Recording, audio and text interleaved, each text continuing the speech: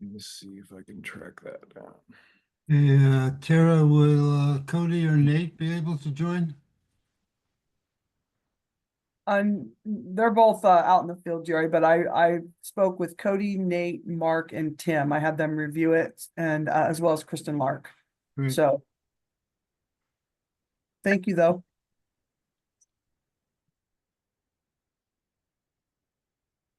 Oh, Bren's on, good.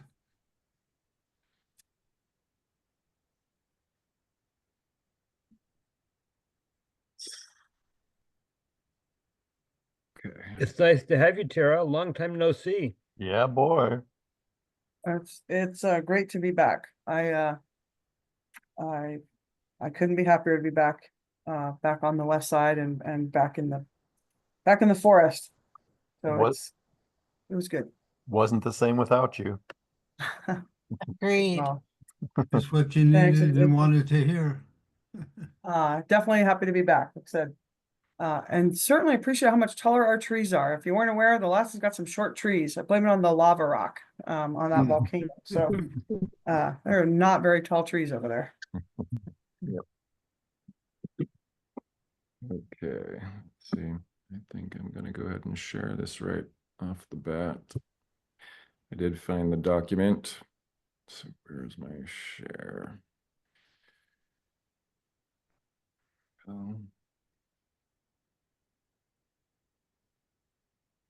Kelly, I'd like to mention quickly, I've got an 11 o'clock appointment. I need to leave. If we haven't voted by then, I'm hoping Larry can be my proxy. Okay, Thanks. Well, can we start? I'm trying to get the, Working on it. Well, while you're looking for it, just for everybody, or those people who have not been so closely connected, we got here by having some conversations on field trips with a request from Forest Service personnel to kind of take a look at coming up with a prospectus for dealing with denser stands and more landscape activities versus the linear roadside fuel break. So the small work group kind of pulled together a meeting and asked for volunteers to kind of do a write-up to start with. And that first group was Ren and Larry, Xander, and Tom. And they worked on a document. And I think Tom was the one who finally took all those ideas and put it out and published it. And then the whole small work group reviewed that and looked at it, and that was kind of a pretty energetic conversation. In that meeting, Ren and myself kind of took notes and edits, and we reworked the document given that conversation. And then we had another meeting once that was done to kind of go through it again. And at that time, it was Arnold and I who tracked the changes. And then we did another rewrite. And then that was put back to the small group who pretty much, it was a real effort of collaboration, but agreed on it and then published it to the entire collaborative and to our agency partners. So I'm hoping that everybody had a chance to review it and think about it and maybe have comments on it. Again, it was presented to the whole collaborative and agencies at the same time. So if it moves forward, then the conversation, so it's presented here for comments from the collaborative at first, and then a vote to see if the collaborative wants to support this or make changes to it or edits. So I think that at that point, at this point, that ends any introduction and let the games begin. So I had a quick question following that, Jerry. So if it is approved by the collaborative, does this go to the soups in that normal chain of command, or is it just, it is what it is at that point? Well, it could be good to go to the board to kind of, if they support this, to make it more of a county statement rather than just collaborative, because that's who we report to. Do we remember, did the roadside fuel break go to the soups, or did we just do that between the collaborative and agencies? Don't recall? No, it went to the soups. It took me a while to remember it, but we did make a presentation there. Okay. So likely we'll go to the supervisors, depending on, once we get buy-in on it. And this morning, Arnold is going to kind of track the edits that are agreed upon for the document so we can quickly revise it. But Kelly, I'm hoping you're recording it, that your AI buddy and Marla can transcribe the meeting for us. Yes. Okay. Yeah, So one thing, I set up the recording earlier. Is everybody seeing the document now? Yes. Yes. so one thing that was brought to my attention early on by Tara, and maybe we should clarify the wording in there, is we used a trigger word for the agencies, which is advisory group. So maybe we should clarify that or change the word. But that triggers FACA. So we would maybe want to change the word advisory to some other word or say advisory group to the Board of Supervisors. I don't know. We should clarify that. And where is that located in the document, The Larry? very first Yeah, paragraph. third line down, Land Management Oh, and I Economic got it. Advisory Group. I think if we just add to the Board of Supervisors, that would cover it, won't it? Yeah, I think so. Yeah, that's what I'd be supportive of. I think that's what we've always how we've always avoided FACA. Right. A good catch. And then, we'll go through it and just make sure that there's not another reference using the word advisory group, and we'll clean that up, okay?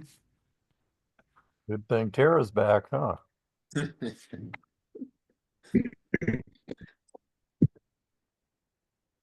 Okay, so we're up for comments and insights and thoughts about the paper.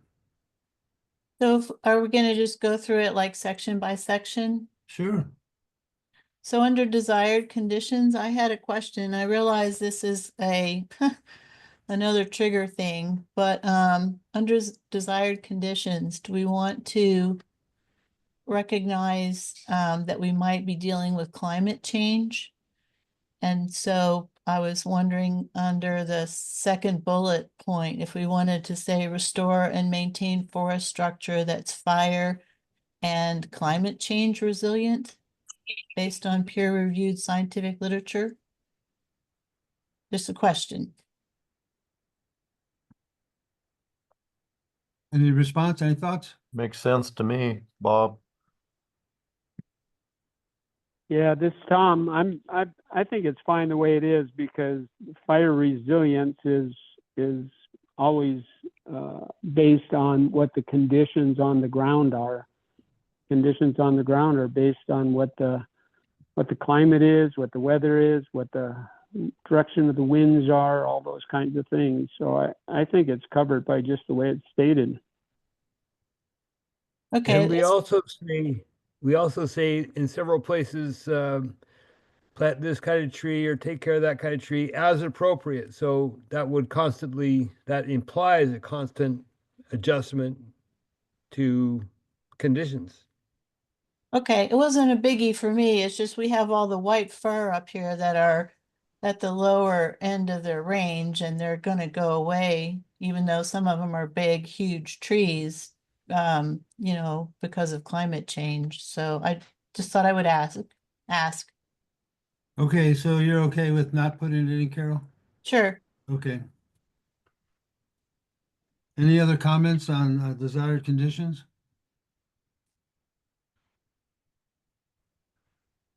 Hearing none, let's move on. Supported management actions, fuel breaks? So I had two questions there. One is, so these fuel breaks are not just roadside, but they're also ridge top. And so does this, the way this is written, work for ridge top fuel breaks too?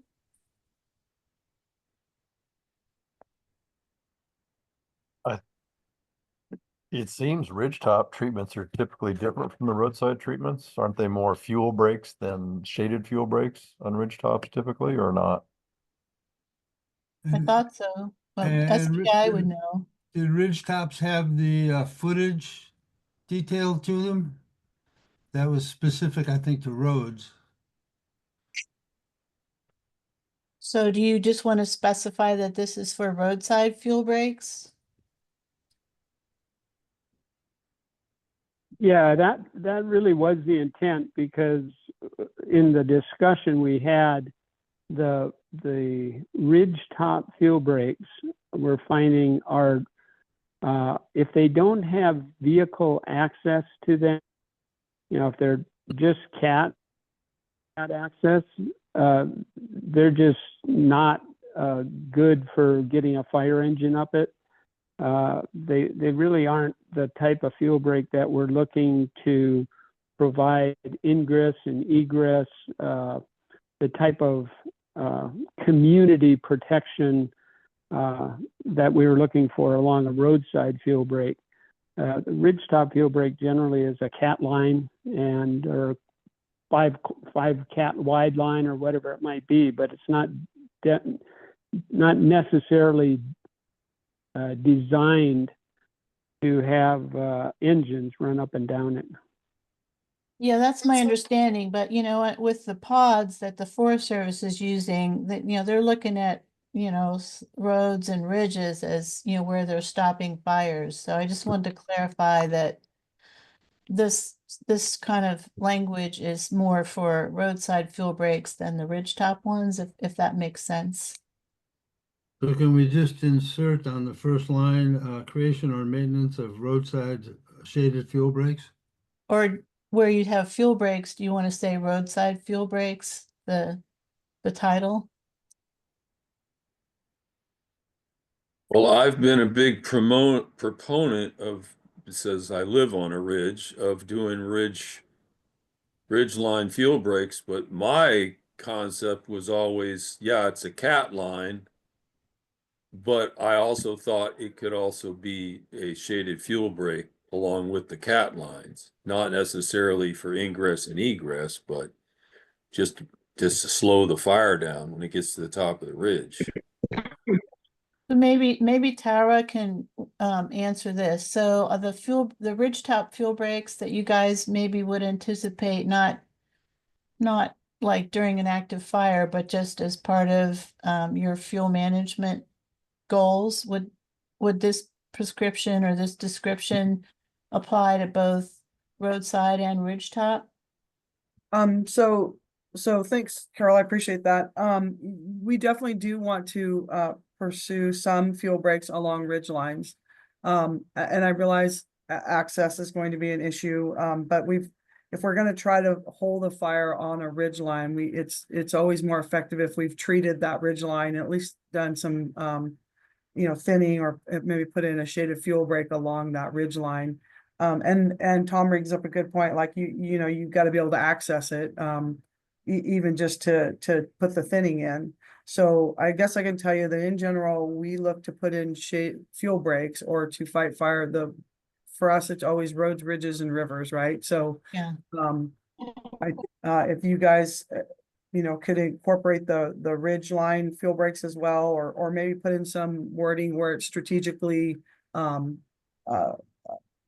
beneficial or something like that, that kind of is a catch-all that we could work on.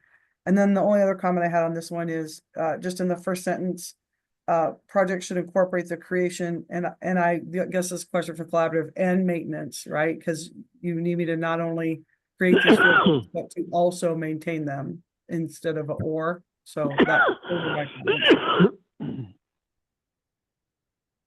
So in an earlier version of this fuel break section, we had left it more, we had left it less specific. The shaded language came about in this last get together we had, but at least, my feeling about it was saying strategically modifying fuels near communities infrastructure or where operationally effective. We tried to leave that broad enough that it would cover roads and ridges, or maybe a fuel management zone along a private property boundary interface with the forest system. And so, but I think from my understanding of kind of the discussions we had in the small group, was the sense was that maybe there wasn't enough emphasis on the roadside shaded fuel break portion, that the collaboratives worked a long time on that language. And so I think that's where, the shaded fuel break part maybe reads a little bit more specific to the roadside stuff. But again, the intent was that it would apply regardless of where you put it. So If that Xander, clears it. are you thinking that that phrase where operationally effective covers everything else, basically? Yeah, I think that's what we intended when we put that Yeah. in. So that pretty much answers my question. I mean, so this does cover both roadside and ridgetop fuel breaks. That was what I was always pushing for. Okay, well, that's what I was just trying to understand, when I was reading it. So if that's what you guys, how you interpret it, then that's answers my question. So not for specific wording, but just conceptually after hearing this conversation, perhaps thinking of a ridge top, the 5-blade wide fire break would represent a road in theory, and then shaded away from that like a roadside would give it a chance to cool down before it hits the fire break. Just as a conceptual way to think about it, how you want to word that, I have no idea, but that kind of works for me. So would it be worthwhile in the, at least on my document, the top of the second page where we have fuel break treatments, put another bullet point in that easily defines ridge tops? So that bullet point would refer to ridge tops when doing a fuel break on a ridge, or just leave it the language as is. I think if we're going to get any more specific, Jerry, then we would need to potentially call out those areas like, private land interface or something too. It's either Okay. leave it, as vague as it is, or more vague, or then get a lot more specific. Or really redo it then, huh? My take on it. Okay. Yeah, I'm supportive of just leaving it the way it is, other than making the change that Tara suggested and changing the or to an and in the first sentence. Yeah, that's fine. I don't know if we can abide by that big of a change. That sounds good to me too. Okay. Anything else under fuel breaks?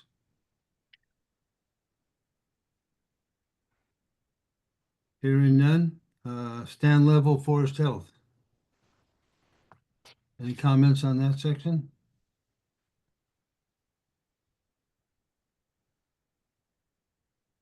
Prescribed fire? Sorry, Okay. sorry, I had a question on stand level forest health. And this is just a question to make sure I'm understanding it, so, so when I read through it, it said, forest health treatments are appropriate in economically feasible stands that are operationally accessible by road. So my question was what about treatments, that won't pay their way out of the woods? So there's some, we do a lot of, manual thinning and we could be thinning the smaller trees. Some of the work that's going on in Pilot is forest health, but it's not economical. We're leveraging the value of the timber to do this other stuff. So I just wanted to make sure that that type of work was also, that's also stand level forest health work was captured and okay.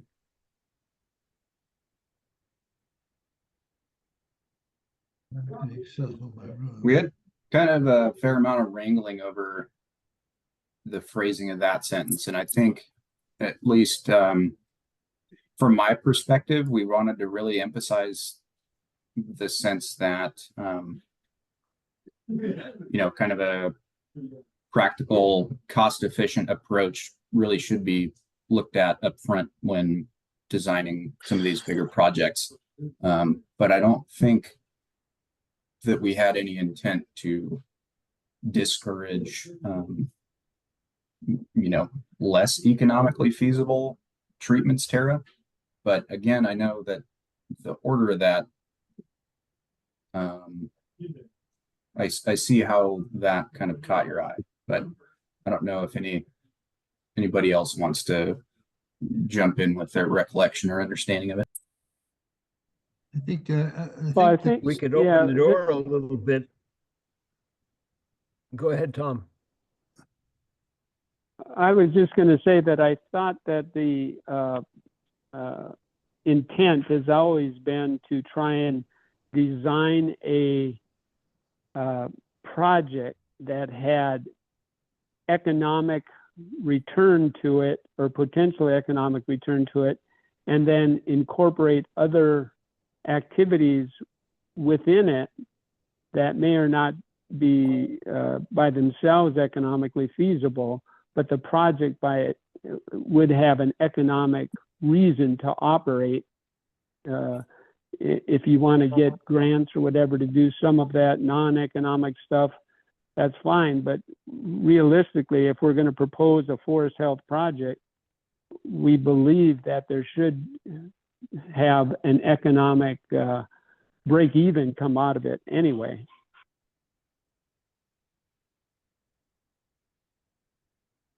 And I wonder if I there's a was gonna say that- distinction here from the roadside approach, where sometimes, it's oftentimes not economically feasible in certain sections versus the more landscape forest health approach, which this is referring to. Arnold, you had something coming? Well, I was thinking we could prop open the door a little bit simply by saying forest health treatments are most often appropriate in economically feasible stands, leaving open the idea that they don't always have to be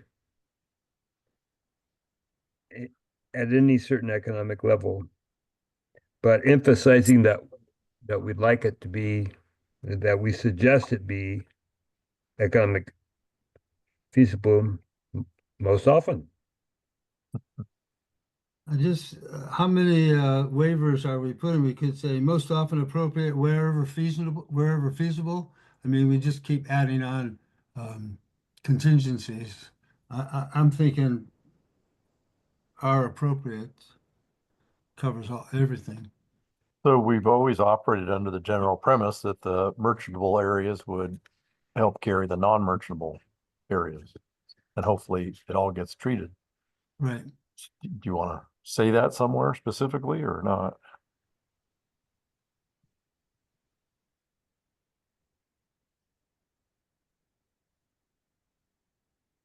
Well, we could, but I don't think it goes in this section under forest health. Yeah, I was Well, just going to add something that I agree with that, Jerry, that I feel that if we are talking about service work, areas that are solely being treated not by prescribed fire, but solely by other service work, means that maybe should fit into a different section. but should it be part of this paper, Ren?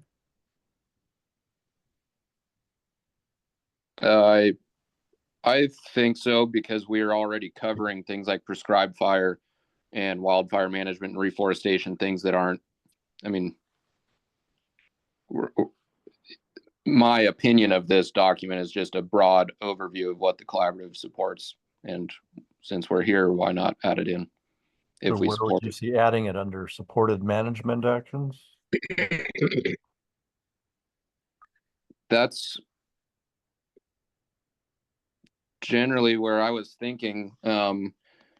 Another thought that I was having was just of including it in the contracting section of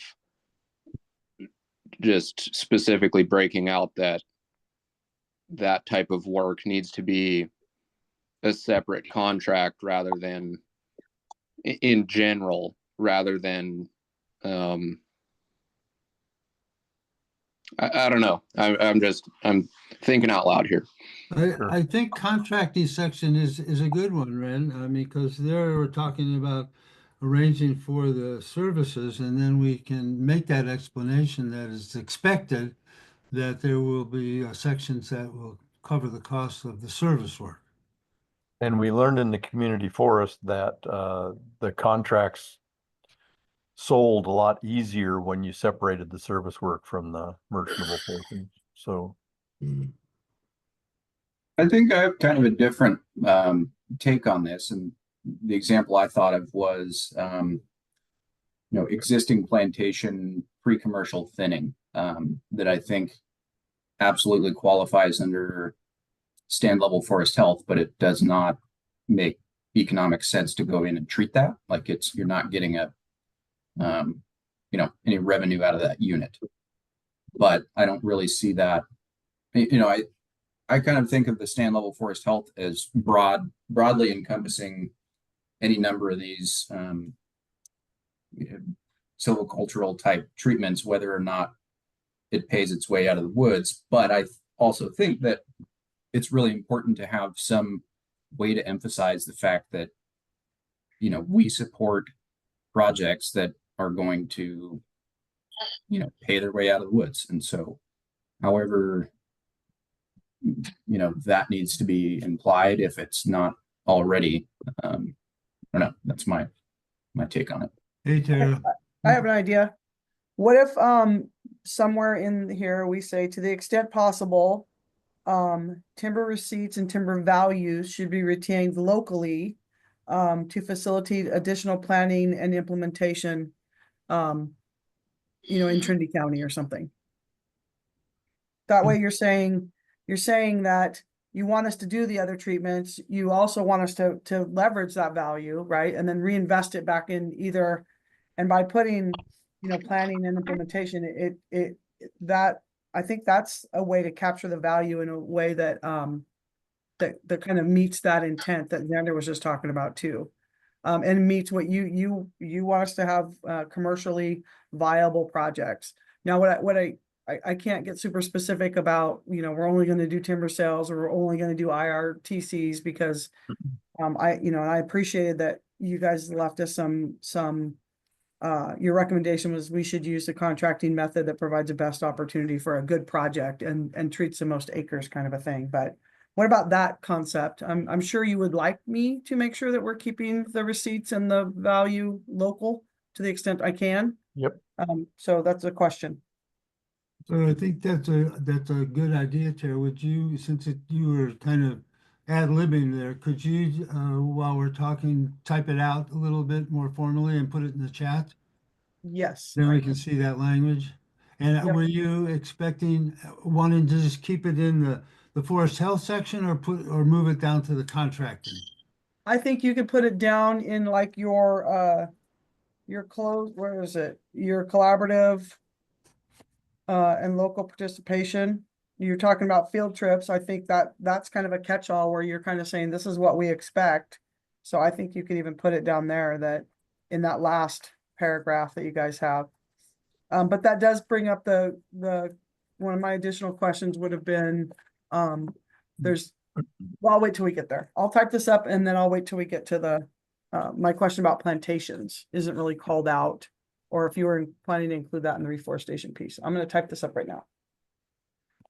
I have a question for you about timber receipts. If the timber sold under a timber sale contract, do you still have the ability to keep the money on the forest as you would if it was an integrated project? Yeah, that's a great question. So when we sell a timber sale, as a straight timber sale, there's almost always a minimum amount we have to return to NFF, which is one of our national partners, and we don't have control of that. It's a pretty small amount. But we also have the ability to do robust KV plans, which would pay for that pre-commercial thinning, as well as salvage sale plans. There's BD collections, so brush disposal collections. And am I forgetting any? And so those all would be funds that would stay in trust funds that would be tied to the forest and be able to be reinvested back into into Trinity County. So I do have some control, other than the minimums are 10 cents a ton, 50 cents an MBF, and 25 cents a CCF that have to be returned to the Treasury. But anything above that, we can capture in those types of plans that I described. Okay, so Thank you. can we kind of move this forward? Bob needs to leave early. I need to leave right at noon. If Tara, we can come back to the language Tara will submit, and then we can figure out where it goes, or the language and where it goes. Does that work for everybody? Hearing no one say no, is there anything more on the forest health?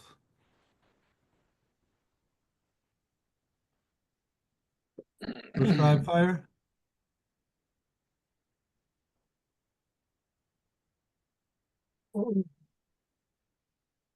Wildfire management.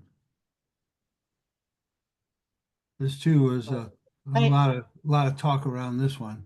Well, I had something, the last paragraph where you talk about local input from the Fire Safe Council, local area advisors, and/or local fire departments.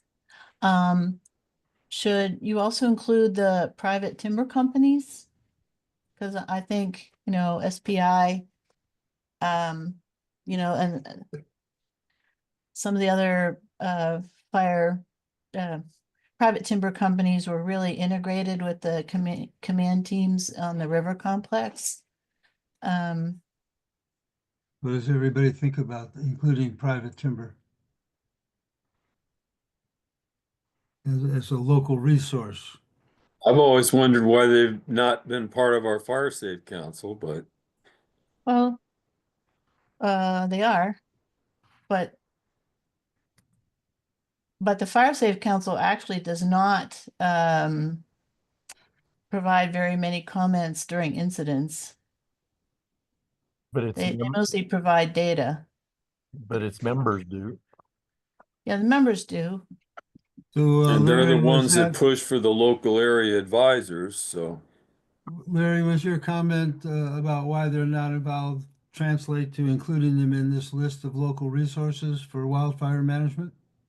Well, they don't, I mean, maybe they're involved in the Fire Safe Council. I haven't seen them actively showing up and commenting on things, but it seems like that would be the way they'd be involved. But I don't have a problem with them being listed as well. That's fine.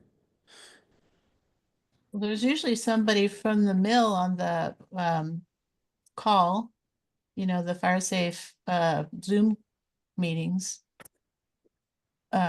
Anyway, so that was just a thought that, I think that the private timber companies work well with the incident command teams in terms of where they are going to put things like the ridgetop fuel breaks, where they're going to, bulldoze roads and all that stuff, where we want to try to, the box that the incident command team sets for containing the fire. So, Okay, so does anybody have any problems just including local private timber companies in that list? So No, I support adding it. okay. So this is we're gonna end up with kind of the same people who are on our what do you call it, the cooperators meetings. Right? Because you've got you've got local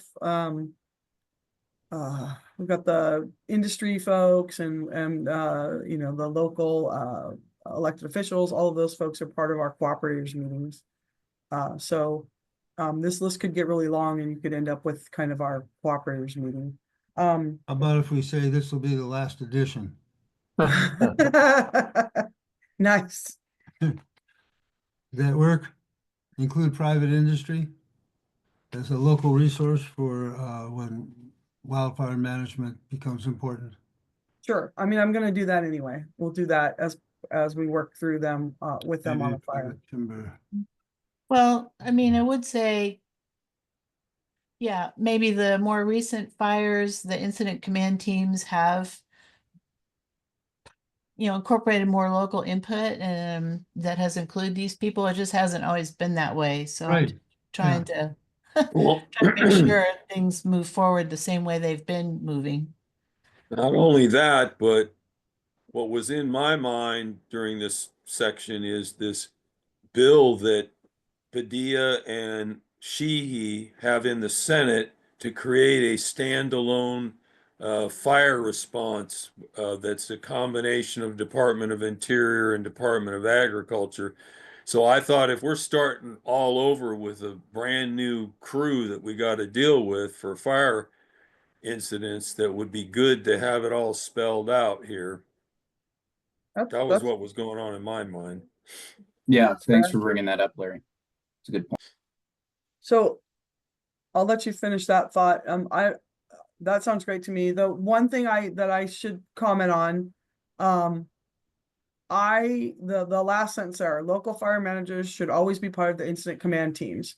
The way that's written, we don't, you need certain qualifications to be part of an incident command team. So if what you're trying to get there is, you want to, Consulted. It should say consulted instead of be part of. okay, thanks, Larry.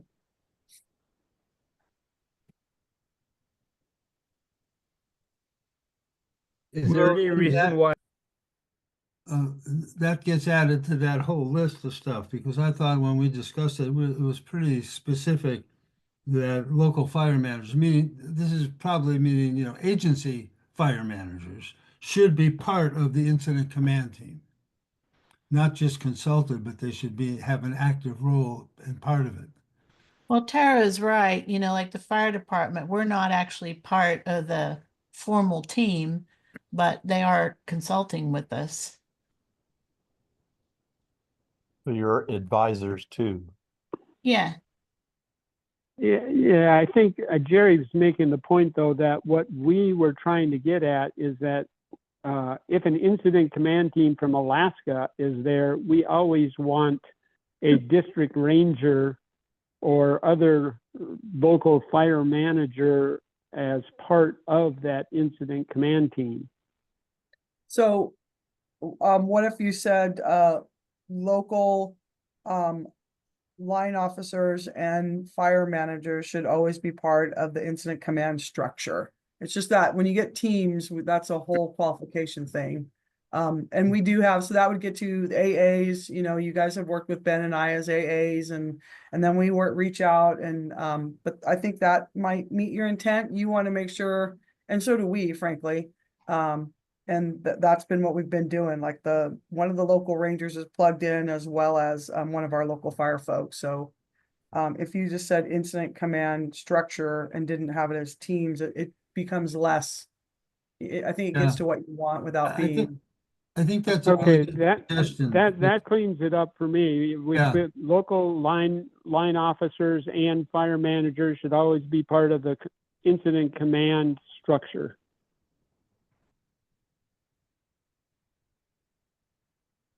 Local line officers and fire managers, and then eliminate the word teams and just put in structure. Okay? Everybody good with that change? Yeah, Okay. I'm good with Yeah. it. I just wanted to ask, Tara kind of touched on it, but just for my own understanding, how is this decision process made when determining when to use wildfire as a management tool? Like, how does that happen? I usually is, there's heavy involvement with our local fire folks because they have a better understanding of where the last fire was, where was the last time we held this fire, where, you know, the fire history stuff and all of that. So that typically, the AA, so the agency administrator, that's the line officer, the district ranger or the forest supervisor. And the local fire managers are a big part of that. What I would recommend on this part of my notes, and take it or leave it, I thought that pre-season meetings will identify areas that may be appropriate for managed fire, given specific parameters. Something where we talk about it in advance instead of and identify it maybe with the Fire Safe Council. Might be a good way to do that. We're not there really. I mean, we haven't done enough treatments to be there yet. But in some of these old burns, they probably would want to talk about it where that might make sense. So did I answer your question? It's usually the line officer, the AA and our local folks working with the team to decide, you know, what the right course of action is. And honestly, the limiting factor in Trinity County is often these, fire scars that are just full of snags and our, unwillingness to put firefighters in those, snag patches.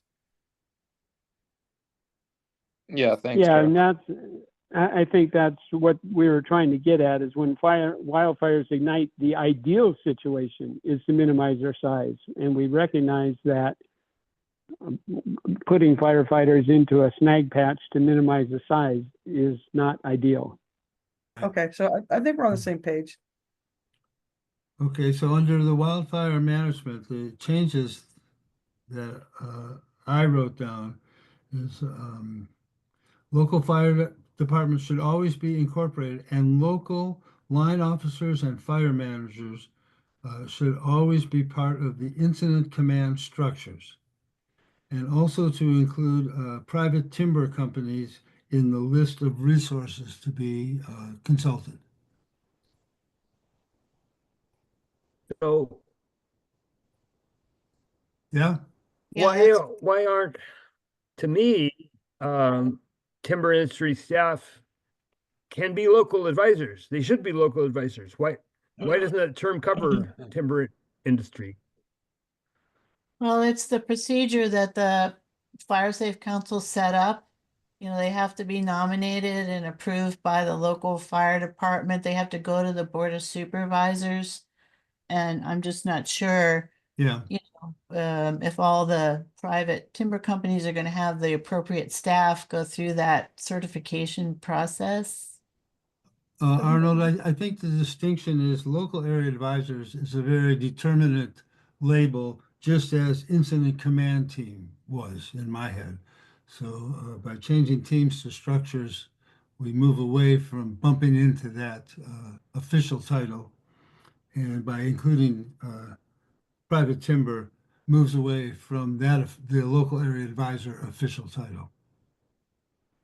I believe that local area advisors are also have to be basically almost appointed. I think they're appointed by the board of supervisors.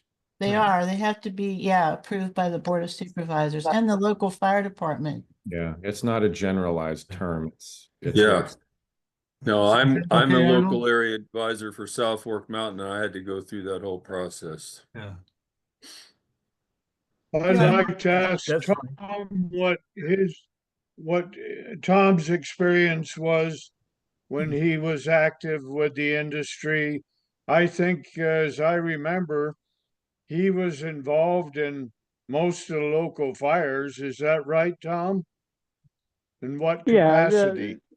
Yeah, you don't, you're a cooperator, and we went to the cooperator meetings, but our input generally went directly to the incident command team. We directed our information and resources and where the roads and gates and everything were, and got them maps and stuff. All that was shuffled through to the incident command team. So while not part of the incident command structure, we were certainly listened to and highly valued as to bringing information to them that would be helpful. And that's been my experience, and that's why I suggested that they be added to this where it says, local input from XYZ, should be incorporated. That I think it's important to acknowledge that the timber industry people have that valuable information. So again, I think we're talking two sides of the same coin. One is consulting with local resources, which should include private timber, as Tom described. But then there's also the request that the more formal situation with incident command teams, that there should be local line officers and fire managers actively part of that. Right. That's how I'm reading it. I think, Yeah? yeah, I think we're all agreed on this. Okay. Moving on to oak woodlands and other hardwood stands. Okay, so I'm gonna stick up for the Klamath ecosystem and say emphasis on large oak, other hardwood, and pine trees where appropriate. Because I'm concerned about the emphasis on pine trees where it's not appropriate. So where are you? Special consideration? Yes, So, so the next to the last sentence. so say it again, please, Carol. I'm adding where appropriate at the end. So special consideration Oh. should be given to post-treatment stands in order to maintain a diversity of tree sizes and ages, with emphasis on large oak, other hardwood, and pine trees where appropriate. Because pine trees are should not change always, that. pine trees shouldn't always be emphasized. We Are you should wanting say to strike? conifers. Are you wanting to strike pine trees, Carol? No, I mean, there's other parts of the county where, I don't know, maybe you want to, I don't understand why you have pine trees in there anyway when you're talking about restoring oak woodlands. Yeah, me too. But if you're going to have it in there, I don't think they should always be emphasized. Now that you pointed out, it doesn't seem like it fits in there at all, does it? Let's strike it. Anybody have a problem with striking it? Yeah, I think adding where appropriate is appropriate, but striking it, I mean, you have, Well, then it should That's- say conifers, and if we're leaving it in, it should say conifers and not pine trees, because I don't have pine trees out here, so.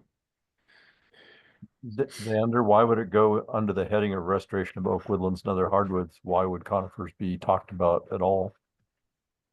you have things like knob cone or gray pine that are kind of an integral part of those lower site areas. And sure, they're not oaks, but they exist there and add diversity in a different, wildlife habitat source in those areas. So would Sure, it might not make would sense. conifers cover it if we swapped out the words? But I don't think so. Why are you What? if you're trying to restore oak woodlands, why are you saying that you want to emphasize oak, hardwood, and conifers? Are you asking me, Carol? Just in general, yeah, Sure, I go don't for it, understand Ken. that. I don't think we should emphasize conifers generally, but I think that in some cases that, pines can be a functional part of a woodland. I don't want to get to the point where we're going to say we're going to cut every conifer out of an oak woodland, because I don't think that necessarily should be, it should not be an ultimate on either, either side of it. I think I just want to have flexibility within Well, that. So It the just as says appropriate, emphasis, though. It says emphasis. It doesn't say that we're eliminating everything else. Well, maybe And you, let me- maybe the thing to do is to change emphasis to say to maintain a diversity of tree sizes and ages, including large oak, other hardwood, and conifers. Because that's what you're trying to get at, right? You want a diversity of tree species that still allows you to have the oaks, other hardwoods, and conifers. to get at what I like it Xander's better. saying. You don't I want to like get it rid of better. all the conifers, right? Arnold, what do you got? It seems like what we could say a diversity of tree sizes and ages like we do in as species with emphasis on large oak and other hardwood, period. So that leaves room for Xander's knob cones. We So already just, talked about diversity. We could just specify we're talking about species as well as sizes and ages. so just delete and pine trees. Yes, Yeah, and add species to sizes and ages. right. The diversity of tree species, sizes, and ages, with emphasis on large oak, other hardwoods, and delete and pine trees. That works Exactly. for me. Yeah, it's my understanding that conifer encroachment is like usually what we're dealing with when we're dealing with hardwood, well, like oak woodland restoration anyways. So while I understand Xander's point with regard to like gray pines and increased level of diversity, I kind of tend to personally agree that the pine trees should or conifers should just be left off of that statement. Okay, so this line will read, post-treatment stands in order to maintain a diversity of tree species, sizes, and ages with emphasis on large oak and other hardwood. Works for me. Thank you. Does that adding that species, Xander, does that give enough to exert what you were talking about? I'll live with that. Yeah, okay. And Jerry, it should be plural, hardwoods. Right. Yes, okay, right. And I think the title of this whole paper should be Collaborative Guidance for Federal Land Management in Trinity County where appropriate. Sorry, Most often. most often where appropriate. Perhaps. I actually, this is really helpful to me, actually. I'm very appreciative of the time you guys put into this. All right, we're moving on to meadow restoration. Could we make one other small Oh. change, like that whole next line, where it says remove conifers that are competing? Could we just say removal of conifers that are competing? Remove. That's not grammatically correct. Yeah, that's There's the no verb. verb. Right. Okay, stand corrected. You could start the sentence though. Treatments. Good. Treatments can focus on removing conifers that are competing with large oaks and other hardwoods. Yeah, that's. But that's kind of the same statement. Yeah. You know, I mean, that's what we're talking about is treatments. So I suggest just leaving it.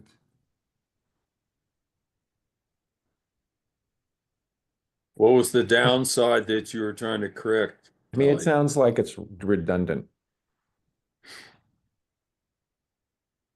with the same statement prior to that. But I like how specific it is. Yeah, I think throughout this whole thing, we have some of those redundancies because we know that Right. other outside people will be reading it and we We want it to decided- be Well, as We decided specific as possible. redundancy was our friend when dealing with the agency, Right. so.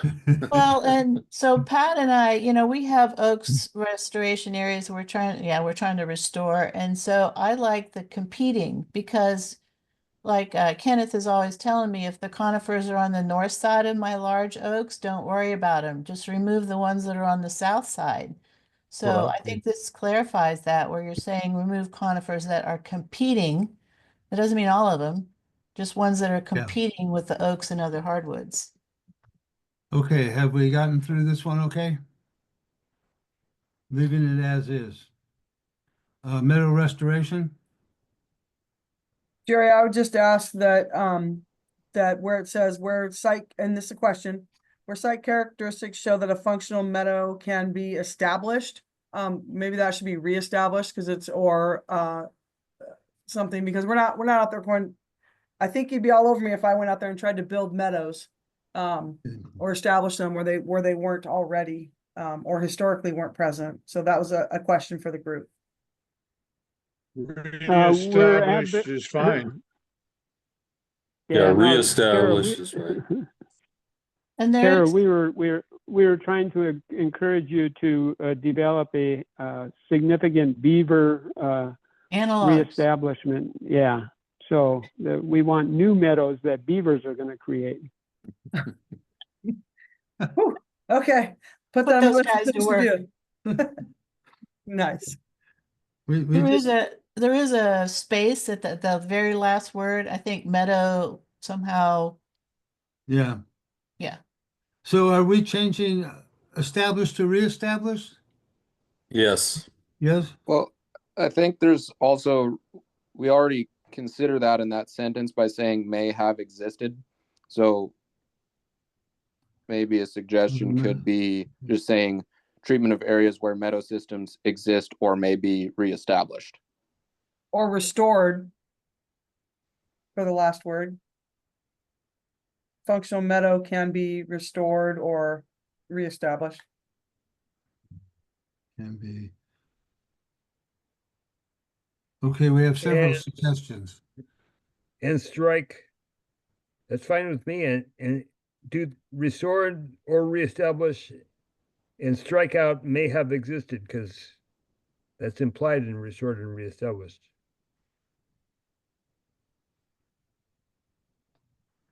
Where a functional can be established. Wasn't That there was, some that was a discussion little on? bit, sorry, Jerry. Go ahead, Xander. I wanted to leave that really kind of as flexible as possible because I don't have a great understanding of the new geospatial meadow extent modeling that people who are way better versed than I am are working on. And some of the things they're coming up with, it's pretty impressive what they're able to derive with all the different GIS data they have. But I just wanted to leave the door wide open for those folks to be able to go and do this kind of novel meadow restoration treatment wherever they saw fit. I didn't want to try and constrain it as an ignorant forester. So that's kind of where that came from. So just that's my fear, is that we get make it too constrained for that. So Not saying that this proposal is doing that, but that's just my my take.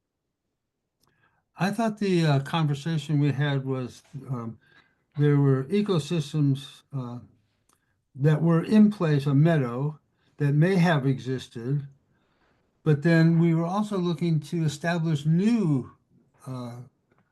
meadows, and that was the functional meadow can be established. And again, kind of jumping off what Xander said, that there are people really knowledgeable about how to do that, that the topography lends itself to being an open space meadow, and can we create one there? Am I, was that not part of the discussion? I think it might have been, Jerry, but I also understand Tara playing the devil's advocate and the Forest sure. Service going out and making meadows everywhere. Yeah, I think that would be We problematic. say, I'm told that about we- Forest Service isn't always trusted to interpret such things. It's just a rumor, Tara. Okay. So what do we want to do with this? we could use the formula restored, established, or reestablished. Inclusion where may have. I'm sorry, Arnold, read it again, would you?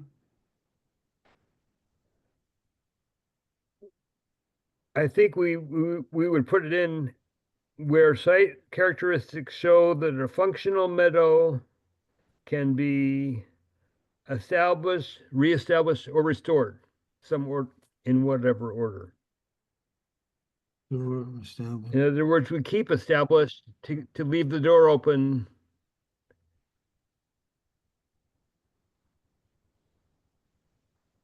Is that what the sentence already Yeah, defines? you're right. That treatment of restoring is already included, right? May have existed. That'd be a restoring. Yeah, it kind of turns out that the wording that already exists is probably okay. Yeah, I agree. I'm kind of there too.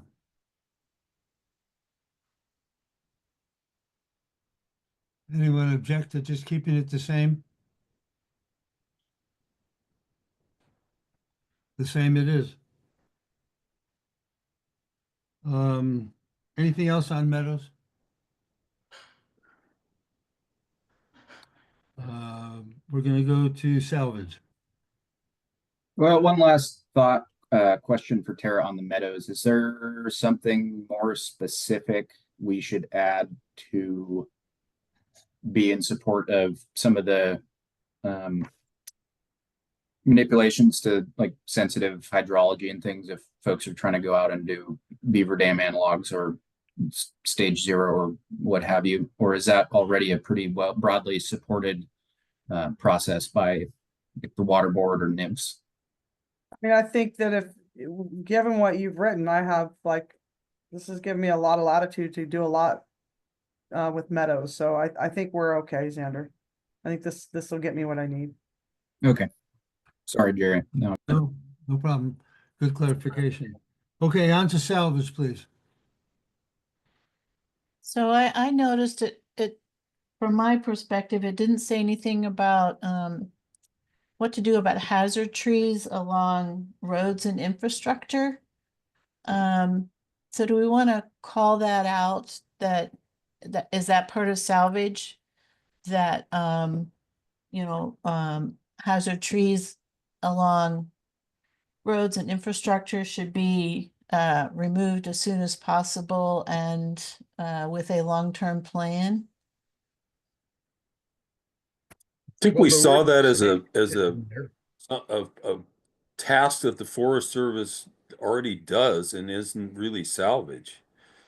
Yeah, actually, the removal of hazard trees by Forest Service kind of preempts everything. They just kind of go through and do it based on Well, their. the short term does, but what we're dealing with the, I think both the August complex and the river complex is that there's still dead trees falling across the roads, years later. So that part of dealing with hazard trees isn't, they run out of funding or more fires. Anyway, it's just, I don't think that the long-term hazard tree removal, which is covered. We've I got the word agree with safe that, and effective Carol. in there. I don't, even with the word safe, I think we could be more specific there. I mean, I spend a couple weeks every winter opening up roads, Forest Service roads, because the hazard trees weren't cut. Well, maybe And that needs a separate section because that's not really part of salvage. well, I think it could still be a part of salvage because we're trying to harvest the timber before we're trying to salvage the value of the timber before it goes bad. But Carol introduced the thought of it's long term, and by long term, I'm thinking the tree's already gone. Yeah, it's both. I mean, the Forest Service is usually pretty efficient in the short term if they can with hazard tree removal, but yeah, I don't know where hazard trees fit in salvage long term. Well, I just don't I don't see what you guys are talking about here because if there's a salvage project, it's going to be right up to the roadside. They're going to take every tree that's that they want to take along there. So I don't get it. That hazard tree removal is for post salvage, as far as I can see. And maybe we do need its own section, but I I thought there was a guy whose job, I don't remember the guy's name, Joseph remembers him. That was his whole job, was to drive around the forest finding trees, to hazard trees and taking them down. There was a guy on Hayfork, right? Schaefer, Yeah. Jim Schaefer. Yep. Well, I mean, you guys aren't hearing all the complaints I hear every year about Coffee Creek Road, you know. Some of those hazard trees are on private land, but the trees that are on Forest Service are still falling over. Well, I think that again, it's not part of the salvage and maybe it deserves its own um, section to discuss long-term hazard tree issues. Well, I think it would, in my opinion, it would be the most preferred situation to include it within the salvage, because then it still has an economic value. You can generally anticipate which trees immediately after a fire are going to be hazard trees to a road. And in not every instance, depending on maybe topography or other regulatory constraints, you may not be able to do a salvage operation there and manage it for long term, as a long, like, manage it for reforestation and into the future, but it still could benefit the public in removing those roadside hazard trees before they are no longer economically valuable.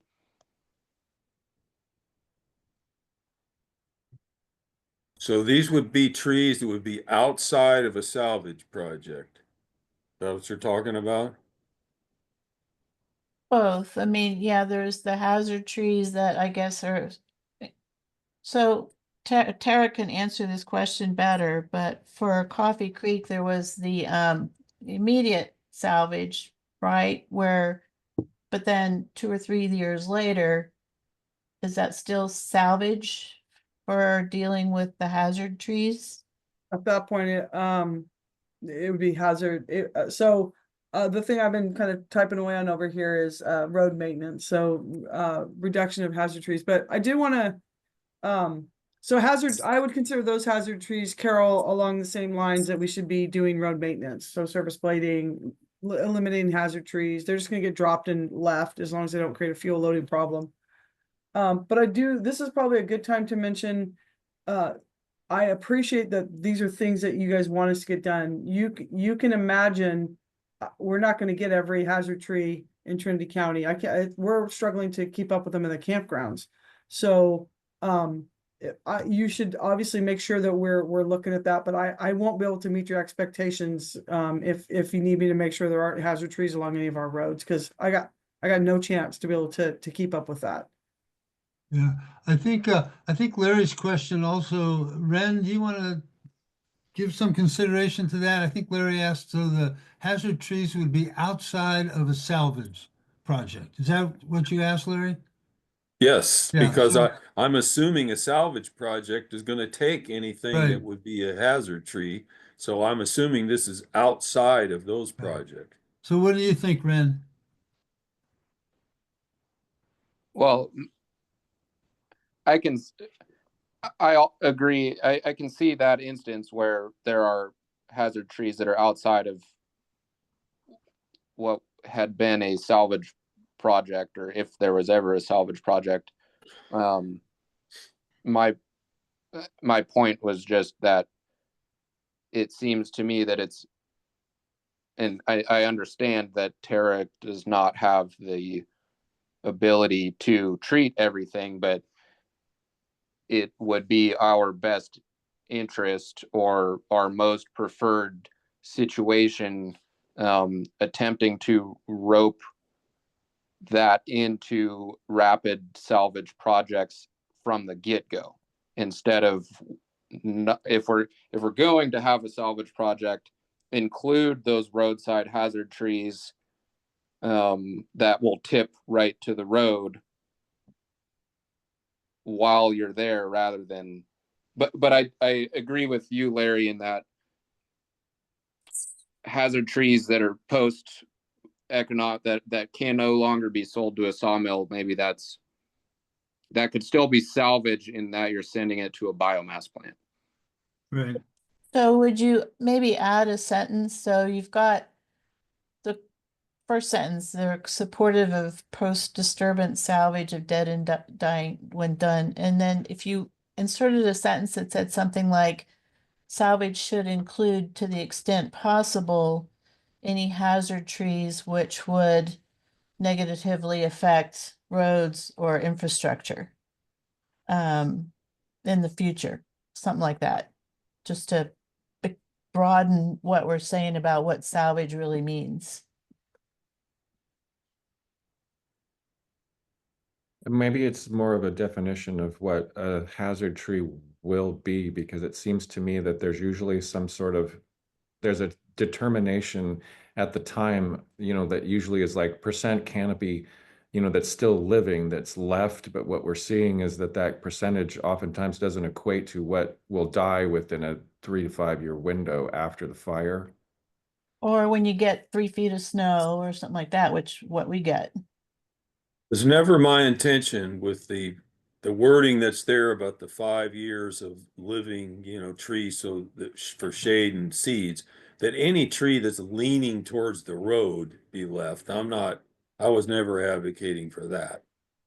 So if somehow or other that's a loophole that got left in there, then yeah, let's close that. So can we, on the first sentence, we say something, the collaborative is supportive of post-disturbance and more long-term salvage of dead and dying trees.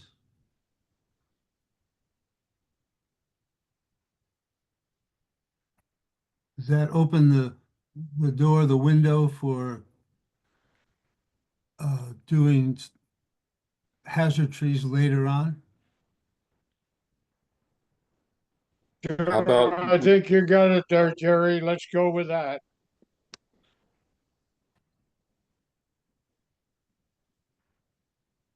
How about what Tara said about having a road maintenance section, and it talks about taking hazard trees and making sure that the roads are hydraulically functioning and all of that.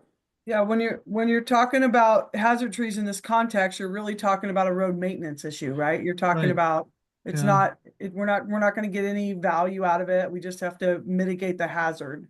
So, and I know you guys are supportive of road maintenance. The more that we can blade roads and make sure our ditches are working, our culverts are functioning. And so I just thought, well, maybe if you added a new little bullet that said, road maintenance, and you could just capture that kind of stuff with you support efforts to facilitate safe public access, because I know it's important to you, limit sedimentation, and then you could say that these treatments should also mitigate hazards to trees. And you can put to the extent possible. I wrote that because you're gonna hold me accountable to it, and I'm like, dang, there's a lot of hazard trees. So but you can put whatever you want there. That's what I was thinking, Jerry, and everybody. So I think Carol, did you I think that's initiate- most appropriate, Tara, to put it general hazard trees under road maintenance rather than salvage, because salvage has a very specific Right. meaning that I don't think would apply to all the hazard trees that Carol's talking about necessarily. Right. That was my Yeah. point. I'm okay with that. So does that become another section, road maintenance? Yes, Yes? yes. Okay. All right. How did we miss that one? Well, we only had so many hours to work on this. So many lifetimes. So we Okay. leave salvage the way it is and we add A road kind of Road a maintenance. road maintenance. Okay, that And works. we'll look at Tara's language and include that, or tweak it a little bit, see that everybody's agreed to it, okay? Okay. All But right. to Larry's point on the salvage though, regarding, that 5 years number, should we do it unless it poses a public hazard or something? For the I'm okay retention within with the salvage. that. I'm okay with that. If it's a public safety hazard. Especially with modified tree. Because I assume the Forest Service had the ability and whatnot to do that regardless, so. So retention should focus on trees that are expected to live more than 5 years past the implementation of salvage harvest, unless it becomes a hazard tree. No, he's saying, well, I'm not muted. I agree with Larry. He's saying, if the tree's expected to live, those are the ones we want to keep during the salvage operation. If it later dies, it would fall under the road maintenance thing. But he's saying, when you're salvaging, focus on retaining the trees that we think will live, more than 5 years. So I think I get what he's getting at right there. And I think if it doesn't live, it becomes part of the road maintenance hazard trees. Okay, so that goes back to the new section of road maintenance. Does that work for you guys? Do I understand it appropriately? Andrew, you got that? So we're just gonna leave it as is then. Leave it as is, but then add a road maintenance category. And So Xander, are you worried about green trees that are leaning over the roadway? Is that what you were trying to capture? Well, what I'm thinking is, a tree that's burnt to some extent, but maybe is flirting with that. Will it live 5 years? Maybe, maybe not, but it's leaning over the road kind of a thing. But Yeah, it wasn't my intention to save any trees that were leaning over the road, so.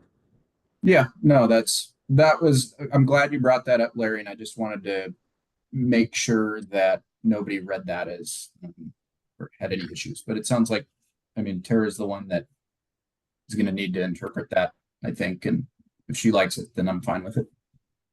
Yep. sorry, dogs, but and so Tara, you're okay with, you're gonna have trees of potentially affecting other infrastructure like your campgrounds and stuff, and we just are gonna be not saying anything there. We're gonna only be talking about hazard trees along roads with the road maintenance. That's okay.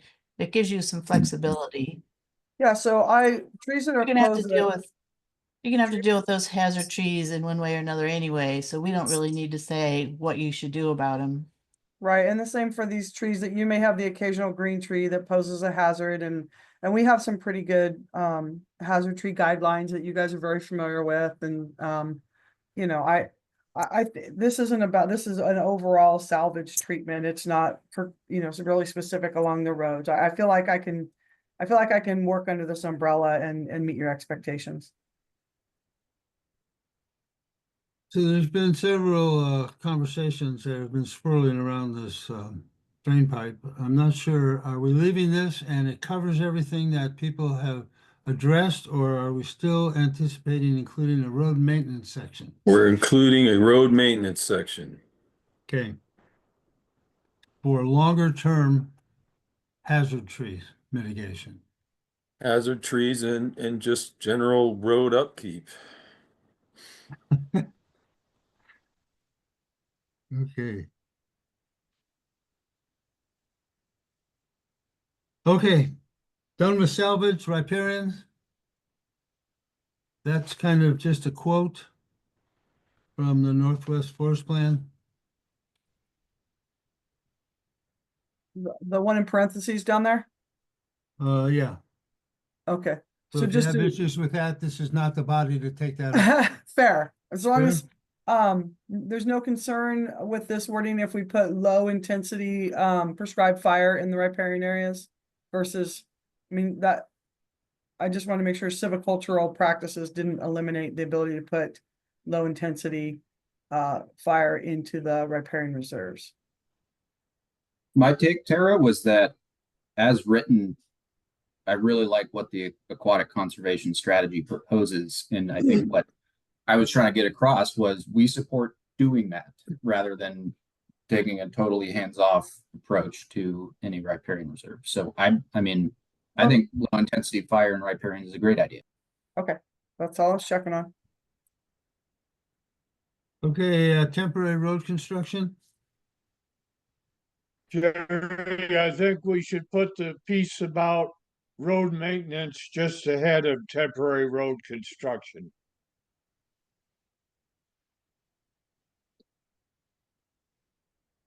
Okay.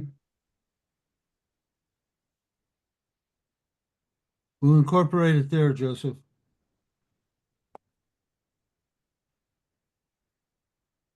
Any thoughts on the temporary roads?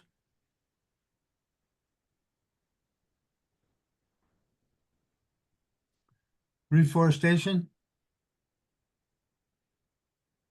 I just had a question. You guys weren't super specific about plantation maintenance, so you would, is that falling under here? Under the reforestation part where you say maintain plantations at lower densities? I was surprised there wasn't a plantation because you, area. So is that in this section?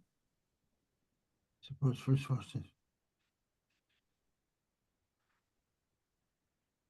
So you're speaking about going in and treating plantations rather than the establishing new ones? That was and if you think that's covered under the forest health part, that's okay too. I just, I know plantations and our backlog of plantation maintenance is important to the collaborative, so I just was wanting to make sure you guys felt like it was adequately captured and what part it fell in. Do you think we need to be more specific, Tara? I mean, let me look at the forest health part again. We didn't call it out specifically in that section. Cause that's what I was thinking is I expected you to have a plantations bullet that was like, you know, maintain plantations, because we're so far behind, number one, and because an unmaintained plantation contributes to unacceptable fuels issues. But you certainly don't have to. If you guys feel like it's there, I'm good with it. I felt that it was, and this is my own opinion, but I felt that it was covered in the stand level forest health, that's essentially the objective of any stand that is not a fuel break or a riparian reserve or any of these other things that we've outlined specifically. In that, so what I'm saying is, it was my opinion that we were including plantations to meet the objectives of the stand level forest health as well. Okay. Everybody good with that? Rather than teasing out another statement or section? I wonder, do you need to clarify that? Do you need to say that the stand level forest health, that's also a goal for the plantations? I Or- think where they wrote the collaborative supports reforestation efforts that maintain plantations at lower densities. I was just reading it and now we're scrolling, but anyway, I That's think it was good. in the reforestation piece and that's Right. where I found what I was looking for. To maintain those plantations at lower densities. I can work with that. Okay, Yeah, that gives you the opportunity to do the work. Yeah. Okay. Okay, reforestation is good. Last two, contracting and collaborative and local participation. Any issues with the one sentence in contracting? Anything in collaborative and local participation? Under contracting, there's I think it was Tara maybe put in her sentence about, let's see what it says. It's in the chat. To the extent possible, timber value and receipts should be captured and reinvested in additional treatments and planning for forest management in Trinity County. So that sentence could get added under contracting. Yep. That work for everybody? You see it in the chat? yeah, that looks good. Thanks, Tara. Okay, we're agreed to include that in the contracting section. Thanks again, sir, Tara. Oh, yep. And the last section? So you're gonna be shocked by that I'm gonna have a question about this. you expect the agency to annually implement at least 100 miles of shaded field break treatments and 10,000 acres of stand level forest health projects. That is a little complicated for me because when, you've made it clear that, these should be economically viable, which then puts them into a timber sale, often, or an IRTC or something, which gives the purchasers some flexibility about the markets and when they're going to implement. So I don't have as much, control over the implementation piece of it. Does that make sense? So and I know like, Ren and Tom can tell you that once something goes into a timber sale, we can try to get here, have enough sales that we're doing that kind of work, ongoing, but you're holding me to something I don't have as much control over as one might think. If that makes sense. I think we We- knew that. We But we wanted- debated this one extensively, and we thought it was important to have goals. So, I mean, maybe we should modify the goal, but we wanted to have some sort of goal to shoot for. Okay, I totally can do a goal to shoot for. I just, as long as there's some things in that sentence that are out of my control.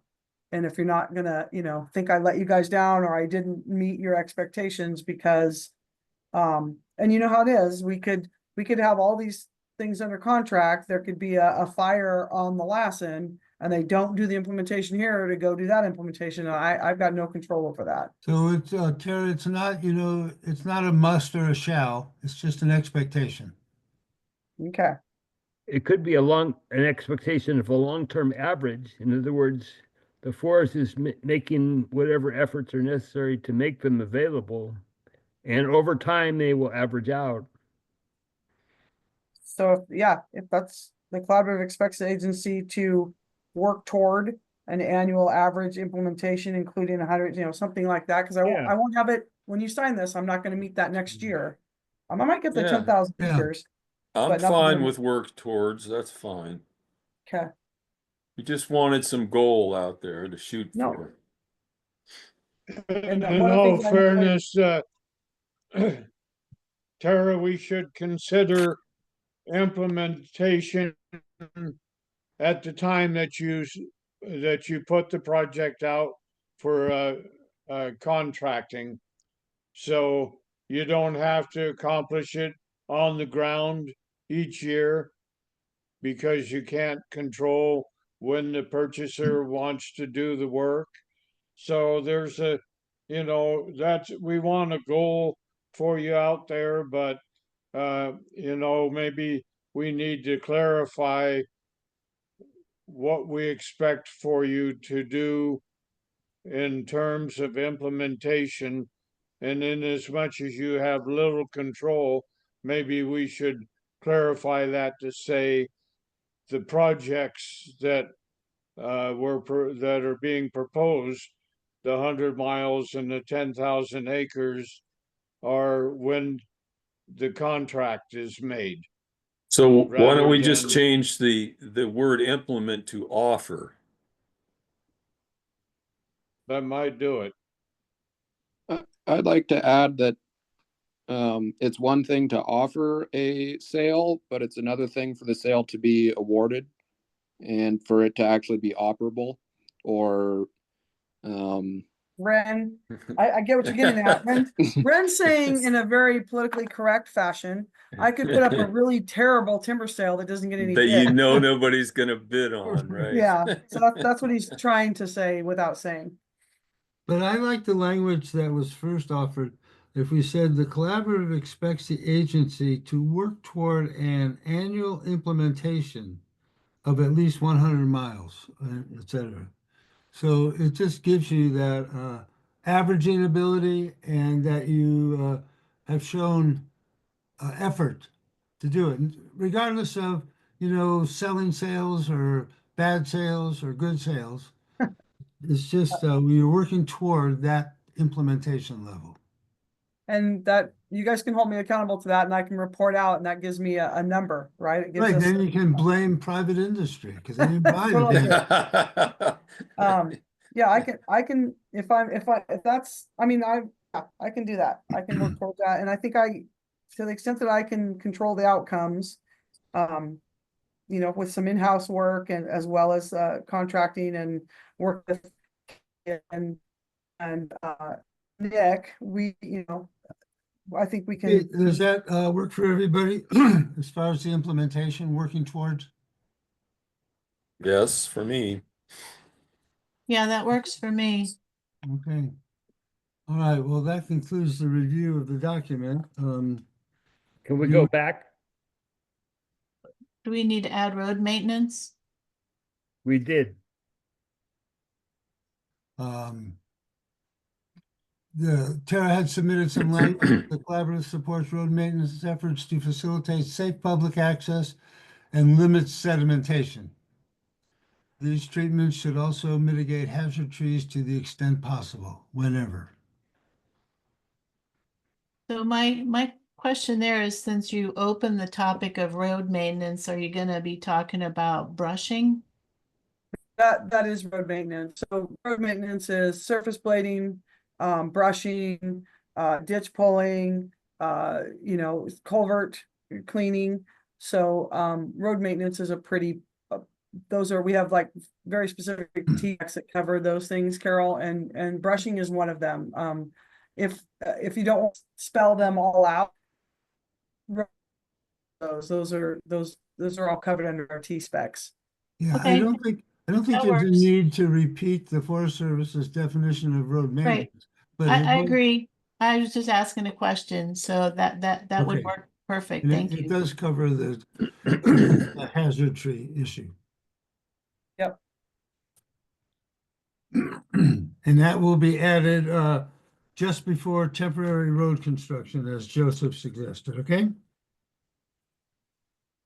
Okay. All right, Could I take a step backward to prescribe fire? of course.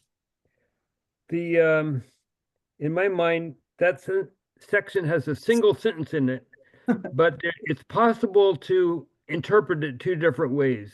One is that one is emphasizing only do prescribed fire when weather and fuels permit. And the other is we want and need more prescribed fire. And only do them when weather and conditions permit. You see the difference? In one case, the reader might assume that our main interest is in doing it at safe times, or the only purpose of that paragraph is only do it at safe times, when possible, at safe times. My understanding of the thrust of the group is that we're trying to encourage more prescribed fire, and we could then say, but only do it when it's safe. And I think it's a useful and important different emphasis. So how would you change the language to make that more clear, Arnold? Well, I think you could prescribe fire should be implemented to the greatest extent possible, comma, and implemented at times when weather condition and fuel conditions support the desired fire effects, and only implemented when the conditions support the desired effects. Prescribed fire should be implemented to the greatest extent possible, and Comma. only when weather and fuels conditions will support desired fire effects. That I work? guess the comma is the most important thing to me. Yeah. Anybody have a problem with that change? Well, I support what Arnold you said. don't need a comma if you have extent possible and implemented when weather and fuels conditions will support desired fire effects. We like commas, Tom. Well, No, you don't put a comma in front of an and. I can live with and or a comma or both. Your citation, please. What Yeah. about, what Extent about, possible what about breaking it up and into, implemented. what about breaking it up into two sentences? I mean, I agree with Arnold, so maybe the first sentence is simply prescribed fire should be implemented to the greatest extent possible, period.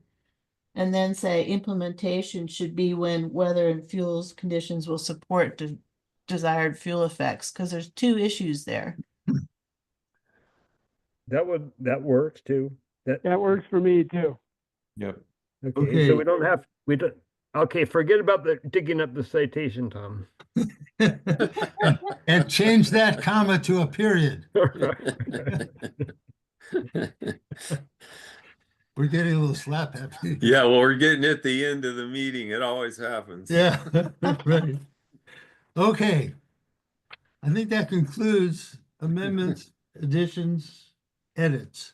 Do we need to incorporate all the changes that we've talked about today and reissue it and then go for a vote? And we could do a vote email wise, I think, or reschedule another meeting or vote on them, the changes that we all remember today. I think Let's get it done. yeah, I've been taking notes. I think we're pretty clear on what changes we made. It seems like we could just vote. As Is there- amended. Yeah. Is there any buddy who has a problem with doing it in that fashion? Voting today as amended. I would say I'm one of the guys that wants to is scheduled to help write it up. It seems like we should leave the door open for someone to be able to say that ain't exactly what we intended. So I think we could take a vote and approve it and leave the door open for someone to say a tweak is necessary. And can we give a timeline for that so it doesn't just go extended? That if after we vote and then you want to make a change or do something within. Well, I would think we submit a redrafted thing that attempts to reflect everything we've discussed and give people a week to squawk. Okay, so we vote on it as amended with an open window of 1 week after you've read it. Arnold, you and I can in a couple days just figure out our edits and send it out. And then if there's a change after that, that's the window. Okay. Yeah, and just the 1 week window with the intent that it will be submitted to the Board of Supervisors after this window closes. Okay. All right. So that's a threat. I'd like to add that when it does get on the agenda for the supervisors, I think it would be very helpful that we show up there at that meeting to show the broad support for this paper and get a unified county position on how to manage these forests here. Maybe we can attract a little money and attention if we have our act together here as a county. Agreed, Joseph. We should definitely show up. Okay, so hearing no further discussion, we'll do this backwards, I guess. Does anybody is voting no to approve this document as amended? Anybody saying no? Therefore, the document is approved. So when it's time to go to the Board of Unanimously. Supervisors, I think it's important that the supervisor that's been nominated to be the rep to the collaborative be the one that puts it on the agenda or asks for it to be put on the agenda. That I would usually- supervisor who very rarely attends. Yeah, I can basically reach out both to Heidi, who is the rep, And and Jill. Rick. Oh, and Liam at this point, who Oh, is Liam. the chair, to make sure that it gets on. Yeah. Okay, I just don't so, want to step on anybody's toes. That's all. yeah, No, but I will address, when we get to that point, I can address Heidi directly and then make sure that Liam's also CC'd on that. okay. That's typically how I would produce or provide the information to them, with Trent basically being sort of also CC'd on that so that it's kind Right. of everybody's sphere. And So I'm thinking, and I Right. don't know if it's allowed at this point, but when it comes up at the meeting, besides the collaborative presence, it'd be good to have agency presence. And- Uh, affecting support for this too, but I don't know how weird things are at the federal level about putting out your face. So we'll see. And I just, to that point, I was gonna say, I think we need to make sure we send this to BLM, because this is federal Yes. land management, so, make sure that Jennifer knows and Right. has copies and all that. Well, in they case- definitely got they're on the mailing list for the collaborative. So Right, they got this too. Could I make sure, Tara, are there any topics that Cody or anyone else on your staff brought up that we haven't talked about or that we should talk about? So, you talked about, and I see Sarah's on as well, so, and I know Sarah's reviewed the document. We talked a little bit about the fuel breaks, and putting them on ridge lines. That was a thing from Tim. The quarter acre, limit is maybe a little challenging, but I think I'm not that concerned about that. I think we can work through it, only because the quarter acre doesn't always mimic what would happen in a fire, so, but I'm not worried about that. I think we can work through it. We talked about the management from a wildlife standpoint. Mark had, we talked about it, creating meadows, which is another, would require making a hole to make a meadow. So he and I talked about that. I think we worked through that just fine. And then in general, I think this is the things we've been working on and talking about. Sarah I know you took a look at it, but I appreciate I can tell a lot of thought and work went into this, and I'll kick it over to Sarah in case I missed something. Kara, I think you have the most kind of detailed and refined views on this, but I just really appreciate that y'all did take the time to have this conversation about what that bigger picture would look like. I think this will be very helpful for us moving forward. Good. I wanted to make sure there wasn't any dissatisfaction in the lower ranks that might boil up some year. Yeah, nope, and our staffs, both Sarah and mine have been working with you folks on those field trips, and kind of this is a culmination of us working together. I know Nate, my fuels guy, has also reviewed kind of what's going on here, and Good. as well as Tim, so I think we're doing all right. I think we're doing really well, actually. Well, then pass on to especially Cody and Nate for these very specific requests for the collaborative to take a look at this more forest health issue. Yeah. All right, is there anything else for the good of the order today? Arnold, will you write what you have and send it to me, and I'll confer, and then we'll publish it as quick as possible? Yeah, Okay. which is probably means sometime this weekend. Yeah, yeah, I'm actually, I'm gonna be gone till probably tomorrow afternoon, so that'll work fine. Well, so hopefully by Sunday night, early Monday morning, everybody will have the updated version, okay? All right, we are adjourned. Thank you all. Thanks. thank Thanks, you. everyone. Thanks, everyone.